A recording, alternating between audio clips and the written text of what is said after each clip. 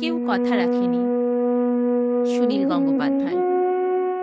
কেউ কথা রাখেনি। ৩৩ বছর কাটলো, কেউ কথা রাখেনি। ছেলেবেলায় এক বৈষ্ণবী তার আগমনের গান হঠাৎ থামিয়ে বলেছিল, শুক্লা দ্বাদশীর দিন অন্তরাটুকু শুনিয়ে যাবে। তারপর কত চন্দ্রভোগ অমাবস্যা এসে চলে গেল, কিন্তু সেই বৈষ্ণবী আর এলো না। ২৫ বছর অপেক্ষায় আছি।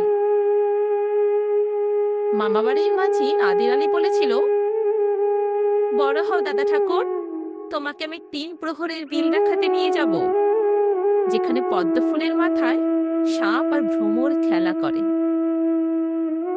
নাদের আলী, আমি আর কত বড় হব?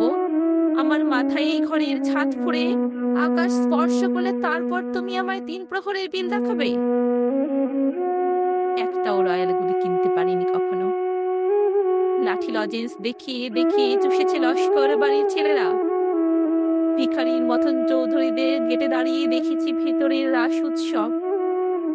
অবিরল রঙের ধারার মধ্যে সুবর্ণ কঙ্কন পরা ফর্সা রমণীরা কত রকম আমোদে হেসেছে।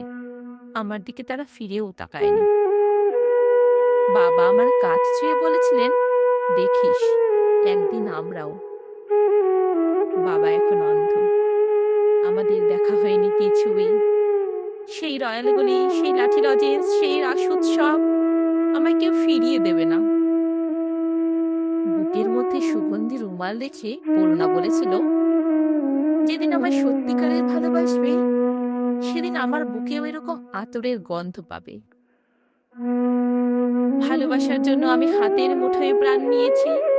দুরন্ত শাড়ির চোখে বেঁধেছি লাল কাপড়। বিশ্ব সংসার তন্ন তন্ন করে খুঁজে এনেছি ১০৮টি নীলপদ্ম। তবু কথা রাখেনি বরুণা। এখনো তার বুকে কেবল মাংসের গন্ধ। এখনো সে যে কোনো নারী। কেউ কথা রাখেনি। ৩৩ বছর কাটলো, কেউ কথা রাখে না।